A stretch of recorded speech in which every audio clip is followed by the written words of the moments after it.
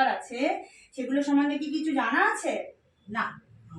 এই যে অনেক রকমের সংস্কার করে, এই যে একটা মানুষ জন্ম থেকে মৃত্যু পর্যন্ত তার অনেক কিছু সংস্কার করাতে হয়, এগুলো আমাদের শাস্ত্রে আছে। সেই সংস্কারগুলো আমাদের এই গায়ত্রী পরিবারের লোকেরা বিনা পয়সায় বাড়ি বাড়ি গিয়ে করায়। ঠিক আছে, এটাই সবচেয়ে বড় তোমরা একটা পাবে। শান্তিকুঞ্জে যদি কখনো যাও বা যে কোনো আমাদের শান্তিকুঞ্জে যে কোনো শাখা বা গায়ত্রী চেতনা কেন্দ্র যেগুলো আছে সব জায়গায় বিনা পয়সায় থাকা খাওয়ার সুবিধা আছে। ওখানে গিয়ে গুরুদেবের কাজ করবে এরকম ব্যবস্থা করা আছে। ধরো তোমার বাড়িতে তুমি কোনো কাজ পাচ্ছ না বা মন ভালো নেই, তো তার জন্য অনেক কিছু কাজ তোমাকে ওখানে তুমি যদি যোগাযোগ করো কি করতে পারবে, তোমার অনুকূলে সেরকম কাজ তোমাকে দেওয়া হবে, এরকমও কিছু করা যাবে। আর একটা হচ্ছে এই যে 16 রকম যে সংস্কার সেগুলো কি কি আমি সবগুলো জানি না, তবু যতগুলো জানি তবু একটু একটু করে বলছি। একটা মানুষ সবে জন্মালো, আমরা কিছু কিছু বাঙালিরে আমরা করি কিন্তু এগুলোর মহত্ব ঠিকঠাক জানি না। প্রথম যখন পেটে আছে বাচ্চা তখন তার গর্ভ সংস্কার হয়। সেই গর্ভ সংস্কারটাকে আমরা কি বলি? আমরা বলি যে ওই সাত খাওয়ানো অনুষ্ঠান করি, সব লোক আসে, বিভিন্ন ফল মিষ্টি মিঠাই দেয়, সেটা ভক্ষণ করতে হয় এবং সবাইকে খাওয়াতে হয়। কিন্তু অ্যাকচুয়াল যে নিয়ম সেটা কিন্তু আমরা কেউ মানি না। সেটা কি সংস্কার দেওয়া হয়? গর্ভে যখন 5 মাস 7 মাস 8 মাস যখন হবে তখন এই গর্ভ সংস্কার করতে হয়। এটার কারণে এটা হচ্ছে যে বাচ্চা পেটের মধ্যে আছে তার ব্রেন তৈরি হয়ে যায় ধীরে ধীরে, তখন তার শরীরে অঙ্গ তৈরি হচ্ছে, সেই সময় তার মনও তৈরি হচ্ছে, তার আত্মা কিন্তু প্রবেশ করে গেছে। এইবার তাকে শিক্ষা দেওয়া ওখান থেকে শুরু হচ্ছে। সেই মানে যখন থেকে শুরু হচ্ছে সেই সময় তার মধ্যে কি সংস্কারটা দেওয়া উচিত, যে আমি তাকে যদি ওই সবসময় তার মা যদি মোবাইল আর টিভি দেখে তাহলে সেই সংস্কারটা পাবে। আর ভালো মন্দ খাওয়া মানে যদি সে শুধু খাই খাই করে তাহলে বড় বের হয়ে এসে ও সে শুধু খালি খাই খাই করবে। তাকে যদি বড় বের হয়ে এসে মেরে পিটে, আমরা তখন বলছি মারছি পিটছি তবু খালি ওই চিপস কুরকুরে কেন খেতে যাচ্ছে? কিন্তু তার কারণ হচ্ছে যে এই গর্ভের মধ্যে যখন ছিল তখন যে তার মা যে এটা করেছে সেটা তো সে মানছে না। তার মানে দোষটা তাহলে কোথায় দেখছে?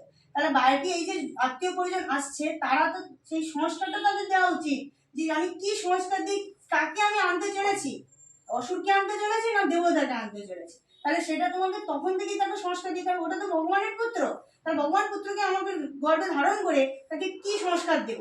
এইটাই হচ্ছে সেই সংস্কার।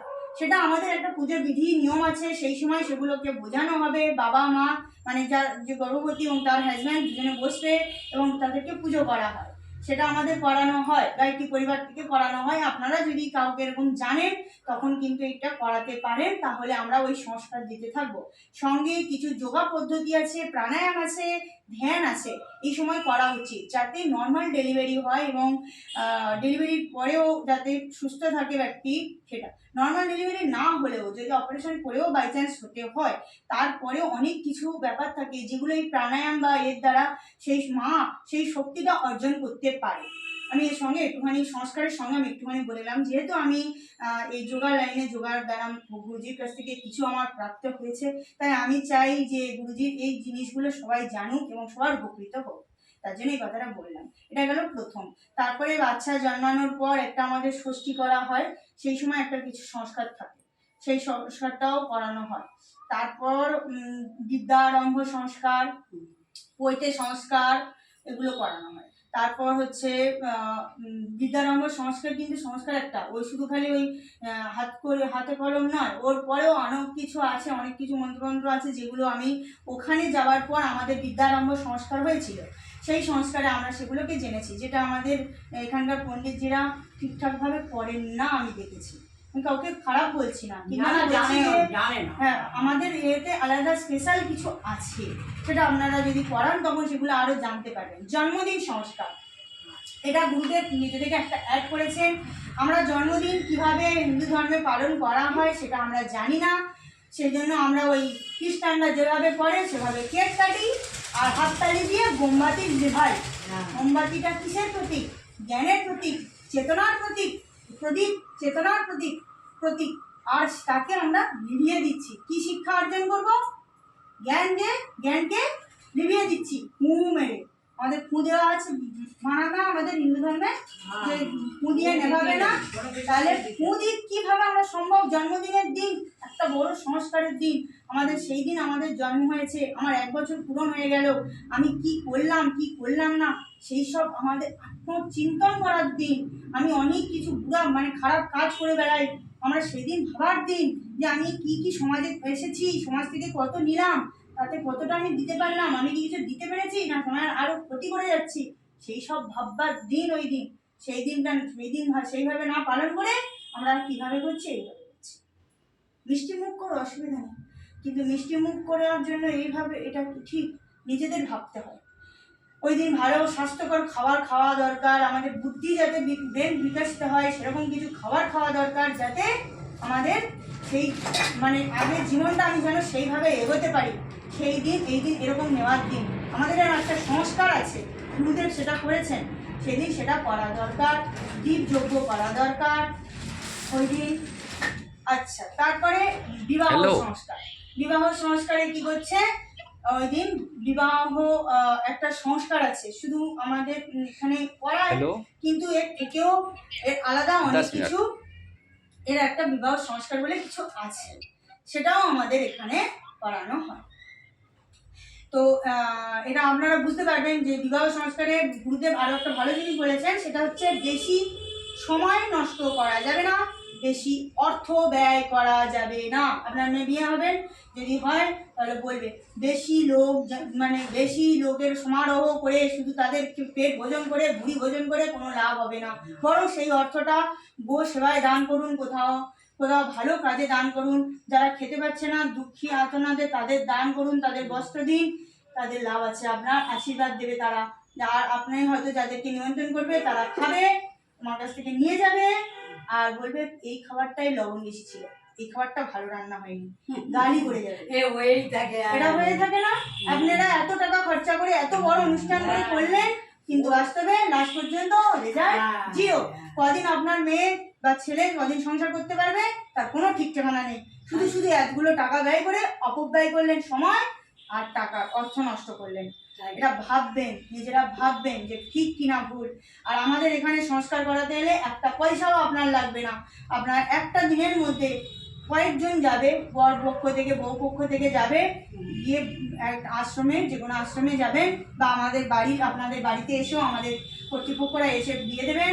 এবং বিয়ের যে প্রকৃত নিয়ম এবং কেন করব, সিঁদুর দান কেন করব, কন্যা সম্প্রদান কি জিনিস, কেন করব, সব কিছু ডিটেলসে বলে বলে এগুলোকে আপনাকে বুঝিয়ে, মাল্যদান কেন করব, এভরিথিং প্রত্যেকটা জায়গায় আপনাকে বুঝিয়ে বুঝিয়ে আপনাকে মন্ত্রগুলো বলাবে করাবে আপনার থেকে প্রত্যেকটা কাজকে।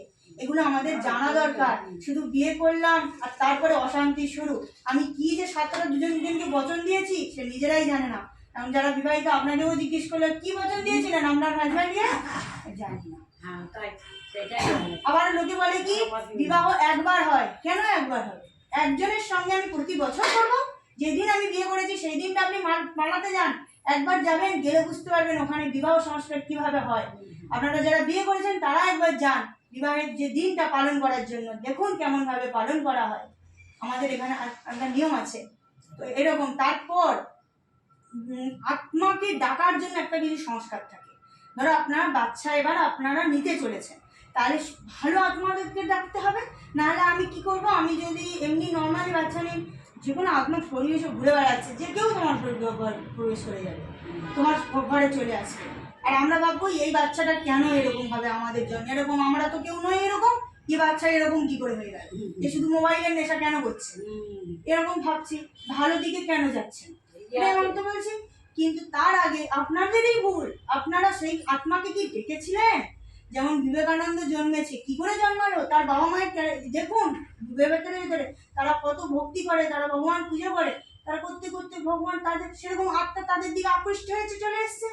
তেমন আকৃষ্ট করার জন্য একটা সংস্কার থাকে, সেই আত্মাদেরকে ডাকার জন্য, আবাহন করার জন্য সেই সংস্কার করান, তারপর আপনারা বাচ্চা নিন। নিয়ম আছে না, ফ্যামিলি প্ল্যানিং বলে না, তো এই ফ্যামিলি প্ল্যানিং এর মধ্যেও একটা সংস্কার আছে আমাদের, সেই সংস্কার করান। আমার এই কয়েকটা সংস্কার আমার যতদূর জানা আছে আমি বললাম।